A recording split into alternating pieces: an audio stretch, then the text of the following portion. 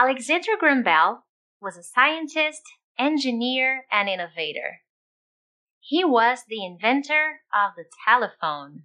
He was born on March 3rd, 1842. Stay tuned because in this lesson, I'm going to show you how to talk about famous people from the past. Coming up. Hey friends, Teacher Prix here to help you talk to anyone, anywhere, anytime in English. Hey, another video. Thanks for watching. And if you're here for the first time, hey, thanks. I hope you enjoyed today's lesson. And make sure to subscribe so you don't miss any of my weekly videos. But here we go.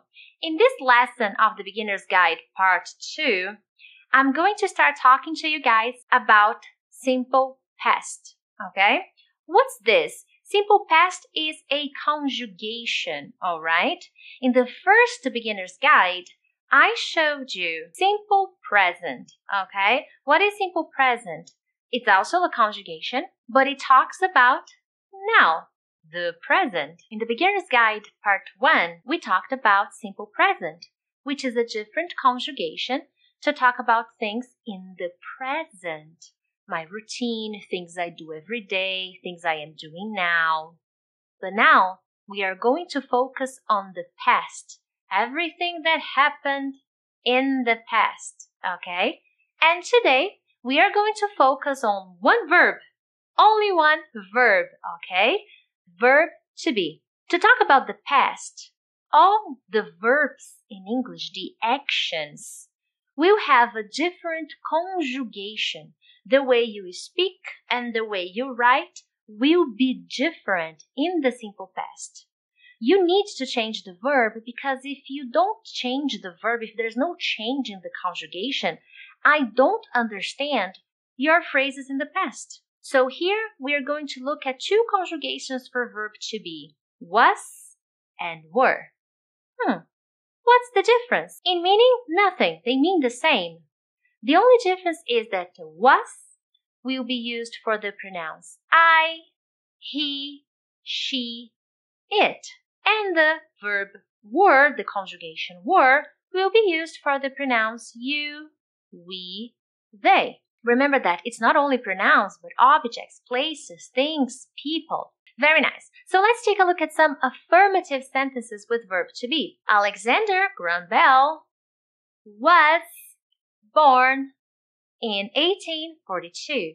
So Alexander, he was born. So with the pronoun he, with words in the singular, pronouns in the singular, people in the singular form, you use was. I was born on September 13th, 1987. How about you? When were you born?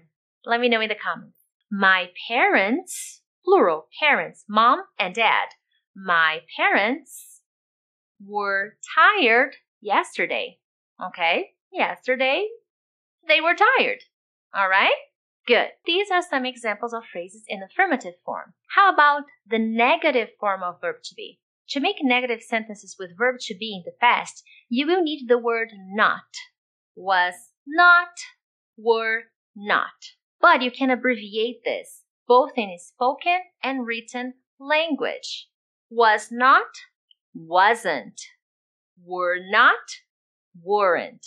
Okay, good. Let's see some examples in the negative form. Alexander Graham Bell was not a doctor. He wasn't a doctor. I wasn't hungry yesterday. And finally, to make interrogative sentences, to make questions, you will need to invert the position between was and the pronoun, or were and the pronoun, or your name, or the place, or the thing. Okay? For example, were you tired yesterday? So I just inverted. Were you tired yesterday? Was Alexander a doctor? No, he wasn't. Was Alexander a teacher? I don't know. Maybe not. I'm not sure. Good. Are you enjoying this lesson so far? Yes? If so, click the like button. By clicking like, you're supporting this channel and showing people that this is a nice lesson. Anyways, back to the lesson. When do you use verb to be in the past? Well, verb to be is one verb, okay? So you will use verb to be in very specific situations, talking about occupations of people from the past. Alexander was an inventor. His invention was the telephone. Talking about feelings, I was not hungry this morning. Okay, so I was born, dates, okay? I was born in 1987. So these are very specific situations, okay? In future lessons, I'm going to show you different verbs that will help you talk about different things in the past, okay? Good. I have another thing to tell you about verb to be in the past. But before that, I want to give you your homework. And what is it? You are going to choose one inventor, okay? Then you're going to write some phrases about this inventor in the simple past with verb to be. Here are some pieces of information that I want to see in the comments. What was his name? What was his invention? When was he born? Where was he born? And who were his parents? His father, his mother. Who were his parents? To help you, I'm going to give you some links to some important inventors in the descriptions, all right? Now, back to the final part of the lesson. You can also ask specific questions with verb to be. All you have to do is use W8 question words.